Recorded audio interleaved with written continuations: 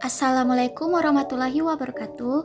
Perkenalkan, nama saya Andira Azara Putri dengan nomor NIM 210211502003 dari kelas Arsitektur 02 atau B Universitas Negeri Makassar. Di sini saya akan mempresentasikan materi yang saya pelajari untuk memenuhi ulangan tengah semester dari sejarah arsitektur. Materi yang akan saya bahas kali ini ialah materi sejarah arsitektur gotik. Adapun beberapa pembahasan yang akan saya bahas dari sejarah arsitektur ialah yang pertama, sejarah umum, yang kedua, ciri atau karakteristik arsitektur gotik, yang ketiga, bangunan monumental dari arsitektur gotik, serta material bangunannya. Sejarah umum arsitektur gotik. Arsitektur gotik adalah gaya bangunan arsitektur yang digunakan selama abad pertengahan tengah dan akhir. Arsitektur bergaya gotik lahir pada periode romantik. Periode ini ditandai dengan beberapa aliran arsitektur antara lain Bizantium, Romanesque, Gotik, Renaissance, serta Baroque dan Rokoko. Gaya arsitektur gotik dimulai pada pertengahan abad 12 dan berakhir pada abad 16. Seni gotik diyakini juga sebagai perwujudan seni berbarian. Di Inggris, tepatnya pada abad 17-18, seni gotik dianggap sebagai seni yang tidak punya cita rasa atau hambar, dan juga dianggap sebagai seni yang menyimpan dari kaidah-kaidah seni yang sudah ada. Arsitektur gotik adalah perkembangan dari arsitektur klasik yang lahir di Eropa Timur, mirip dengan saudaranya arsitektur Romanes yang lahir di Eropa Barat. Secara umum, arsitektur gotik masih mempermainkan gubahan arsitektur klasik seperti arsitektur Romanes. Namun, kerajaan Bizantium sebagai tempat berkembangnya arsitektur ini bertetangga dengan kealifan Islam dan kekaisaran Persia, sehingga banyak elemen arsitektur Islam dan arsitektur Mesopotamia yang mempengaruhi dan diadaptasi pada arsitektur gotik seperti elemen kubah dan ornamen fasad. Istilah gotik diciptakan pada masa Renaissance untuk menyebut seni akhir abad pertengahan, dengan arti negatif yang baru hilang pada abad ke-19. Awalnya, arsitektur gotik dikenal sebagai opus Francigenum atau gaya Prancis, karena memang mula-mula berkembang di Prancis. Berasal dari kaum gotik, yaitu salah satu kaum yang berkembang di bangsa Jerman. Julukan gotik sebenarnya baru diberikan pada abad ke-16 oleh Giorgio Vasari dengan konotasi negatif. Berikut adalah ciri atau karakteristik dari arsitektur gotik. Yang pertama, menara atau tower.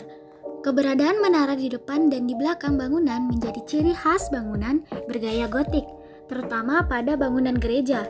Pada masa itu, menara berfungsi sebagai pertanda bahwa bangunan itu adalah bangunan peribadatan dalam gereja. Dan terbukti sampai saat ini, isyarat pertanda itu masih dipakai sampai sekarang.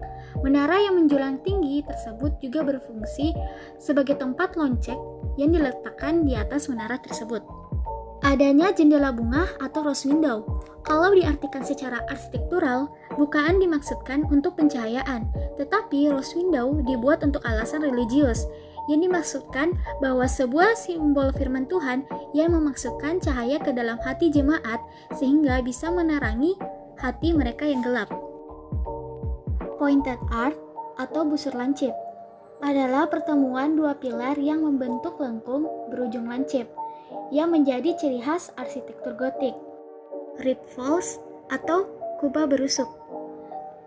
Ciri khas bangunan gotik yang juga tak ada di jenis bangunan lain adalah bagian atap. Dari dalam gereja, bagian langit-langitnya tampak seperti disokong oleh beberapa rusuk melengkung yang bertemu pada satu titik di tengah. Inilah yang disebut dengan rib vaults. Tracery adalah hiasan berukir yang biasanya terdapat pada jendela dan bergaya khas gotik. Buttress adalah dinding penopang atau pilar yang tampak menonjol keluar. Adanya banyak buttress pada dinding bagian luar ini membuat bangunan gotik seperti tersusun atas garis-garis vertikal dari kejauhan. Kesan ini juga membuatnya tampak terlihat lebih tinggi. Jendela kaca, patri, atau stained glass adalah bagian yang wajib dan menjadi ciri khas di bangunan gotik. Jendela kaca patri dibuat berwarna-warni sehingga terlihat sangat indah. Selain itu, jendela kaca patri ini juga membentuk gambar tertentu, mulai dari Tuhan, malaikat, dan lain-lainnya. Ada juga yang menceritakan kisah sejarah atau diaroma dalam kitab suci. Contohnya kaca patri di Katedral Chartres. Pintu. Bentuk pintu gotik juga sangat khas, seperti berlapis-lapis dan dari depan ke belakang semakin kecil. Hal ini dimaksudkan untuk melindungi dari hujan atau semacam pelindung dari cuaca. Bagian sisi dan atasnya juga dihiasi dengan patung dan ukiran. Contoh gambar pintu masuk utama Katedral Notre Dame Paris. Master columns adalah pilar-pilar atau kolom yang tampak seperti pilar-pilar kecil yang mengelompok menjadi satu. Ukuran kolom yang besar disebabkan karena merupakan gabungan dari kolom-kolom kecil, sehingga terlihat besar yang langsung menopang rusuk-rusuk. Jajaran kolom yang tersusun dengan pola grid merupakan struktur kolom utama bangunan gotik. Tur atap flying buttress. Ciri terpenting pada bangunan bergaya gotik adalah sistem struktur atap yang berbentuk flying buttress, yaitu balok miring yang melayang dan menyalurkan beban ke atap, memperkuat bangunan sekaligus juga sebagai estetika. Buttress yang terpisah di luar bangunan dan dihubungkan dengan bangunan utama oleh sebuah lengkungan. Fungsi blind buttress ini tadi untuk membantu menopang beban berat dari dinding dan atap bangunan. Contoh bangunan gereja yang menggunakan sistem blind buttress adalah Katedral Notre Dame. Bangunan monumental dari arsitektur gotik. Yang pertama adalah Notre Dame de Paris dari Paris. Adalah katedral Keuskupan Agung Paris dan secara luas dianggap sebagai salah satu contoh terbaik dari arsitektur gotik Prancis di dunia. Inilah adalah salah satu basilika pertama yang dibangun katedral. Las Lajas Cathedral dari Kolombia. Las Lajas Cathedral adalah sebuah katedral yang terletak di kota Madya Ipiales dan dibangun di dalam ngarai dari sungai Guaitara.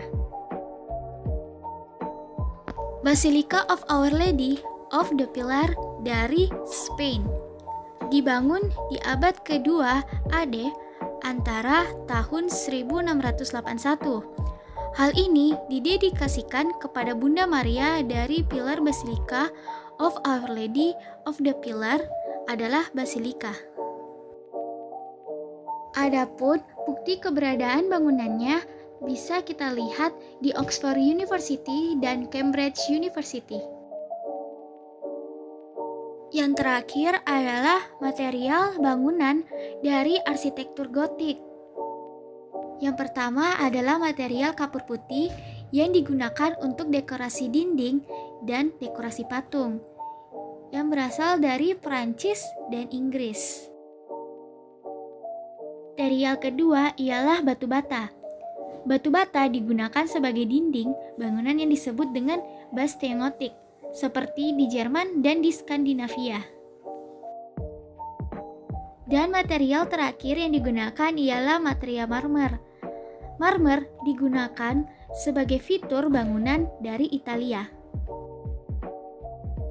Kesimpulan, arsitektur gotik diciptakan bukan hanya untuk memenuhi kebutuhan teknis bangunan, namun lebih sebagai karya seni yang dipengaruhi aspek filosofis dan religius yang berkembang pada masa itu. Bentuk dan desain yang rumit memiliki dasar filosofis yang tidak mudah dipahami oleh orang awam. Karenanya, studi tentang arsitektur gotik memerlukan pendekatan yang komprehensif dari semua aspek. Selesai. Semoga materi yang saya presentasikan bermanfaat bagi kita semuanya. Mohon maaf apabila ada kesalahan kata. Sekian dan terima kasih.